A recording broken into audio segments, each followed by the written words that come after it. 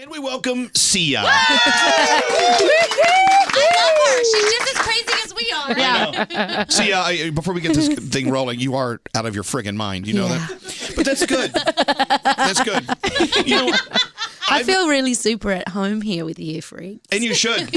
You should. And, you know, we were talking to Sia as she was walking, and you have every accent and dialect going on. So you're originally from Australia. Yeah, Adelaide. And then you moved to London. Yep. For 8 years, and then I've been here now for 10 years. Where in the States have you lived for 10 years? New York and LA. All right, so your accent is everywhere. Yes, wonky. It's global. Wonky. You know what people are saying now? They're saying that I sound like I'm from the South. Can you do a New York accent, like a straight one? Like, not like a straight one. I have to do the, like, really full-on, like, I like baseball kind of one. Oh, my Lord. I love it. Like, I need a piece of pizza. Immediately she starts throwing her hands around because that's what you have to do. Here's my question. Here's my question, because I can ask this question. I'm allowed to ask this question because I am the way I'm about to describe you. Okay. You're out there. Yeah. You're a very fun person. When you're alone, do you drive yourself nuts? Do you go crazy sometimes with yourself? No, because I take medication for it. All right. Well, there you have it. Maybe I should start that. It's called Neurontin. My Lord. How many milligrams per day do I have to take? I'm on the highest dose. Oh, my Lord. Sia, of course, you hear her, and if you've ever met her, she's just a ball of fun, and you're just this great energy floating around. Thank you. But I will tell you, she has a voice. She has this voice, and the first time I truly fell in love with your voice was right here. One of the best songs ever. Now, I mean, you originally didn't want to do the song, did you? No, I wrote it. It was when I just had retired, and I was like, I just got sober, and I was over being an artist, and I didn't want to.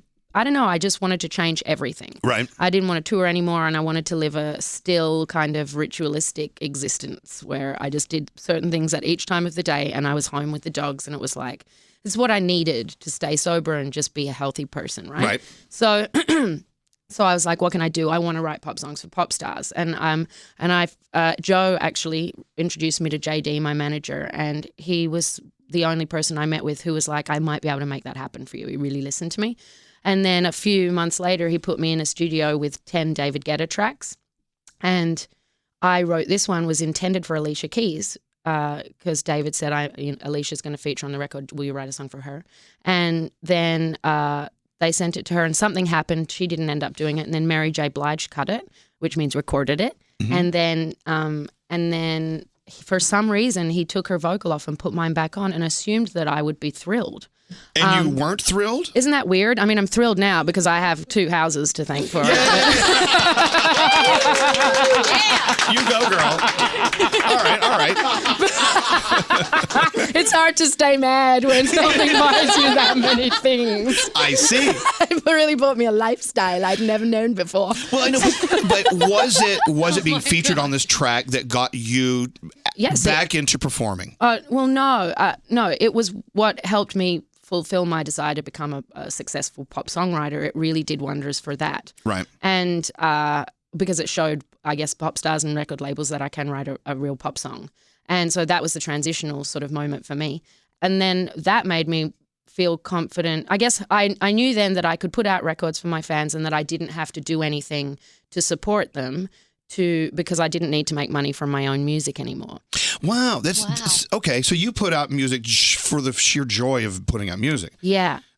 And now with this record, the only thing I'm doing, and RCA was amazing because they signed a contract saying I didn't actually have to do any promo, which is very unusual for a record company. It's never happened before. I don't think ever. Artist. Usually, just to let you know a backstory, if an artist is signed, they in the paperwork say you have to go out on the road, you have to go to radio stations, you have to be on tour, on TV shows, and they said no, see ya, you just give us music and you can go away. Yeah, and so I think that's probably it's almost like if you love someone, set them free because, now I'm here sitting with you. But but why are you here sitting with us? You could be at home right now with your dogs. Yeah, well, what happens is that they tell me what's truly, truly important, what's really going to support the record.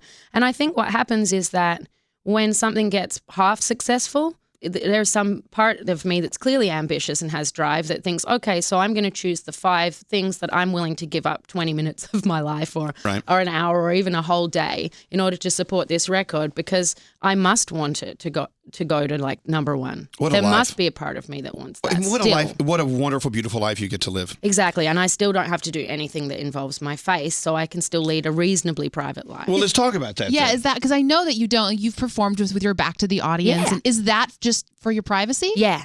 I mean, do you have a nice ass? Really good. I really have a great ass. All right. It's really good. Well, may I see it? Yeah. Turn around. Okay, here's Sia's ass. Let's see. I'm going to do moving. Oh, wow. You do have a nice ass. Oh, my God. Look at her. You have it covered up with that loose shirt. You should take that off, honey. You look great. No, but I like for my body to be a wonderful surprise for whoever finally my Lord. peels off my clothes. So, and you know, the interview's young. so I mean, we saw you perform. Was it on Ellen? With Ellen? With Ellen DeGeneres. Yeah. And did you? And She's so nice. I know, but did you feel odd performing with your back to the audience? It was super weird, but here's the other thing: is that the other liberty I can take, I guess, now is that I can, like I said to JD when we were talking about what I'm willing to do and what I'm not willing to do, and it was like I just don't want to do anything I haven't done yet. I mean, I've already done. Okay. I only want to do things I haven't done yet, and I'm like, or silly things that I like can't believe people letting me get away with, like wearing a paper bag on the front cover on my head on the front cover of Billboard. I can't believe that they let me do that.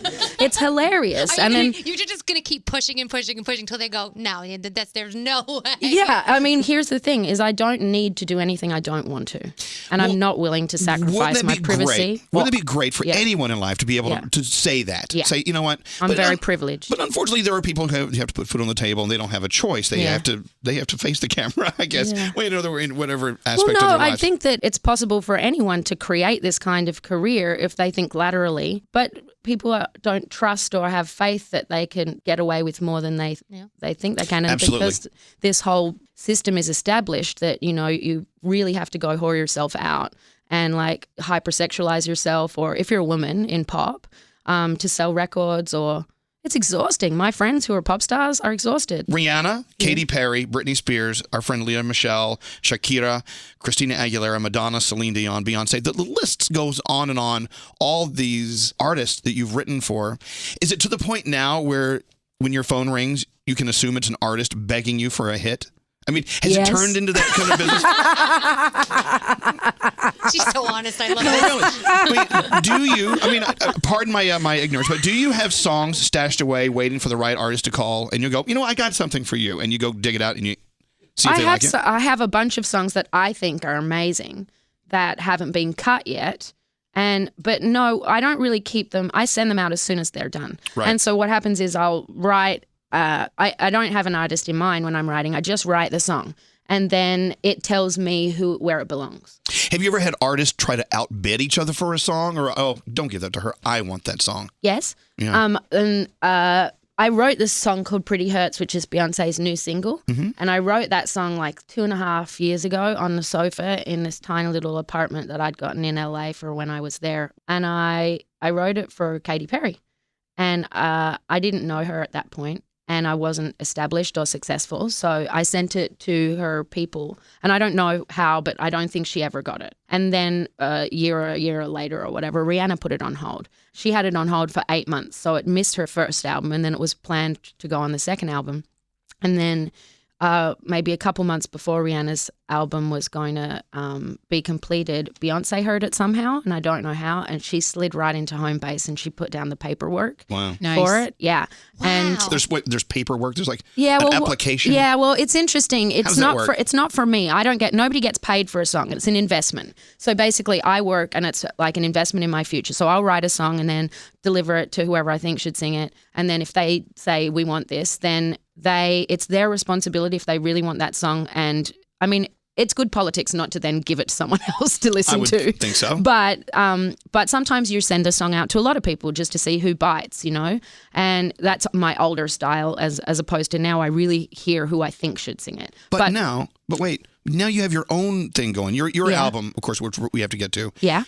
You write Who cares about that? This is way more interesting. No, not at all. Well, To me. It sort of ties in. I mean, you write a song and then you say, you know what? This is really my voice I hear on this song. This is my song. No one else gets this. Yes, sometimes that happens. Like with Chandelier.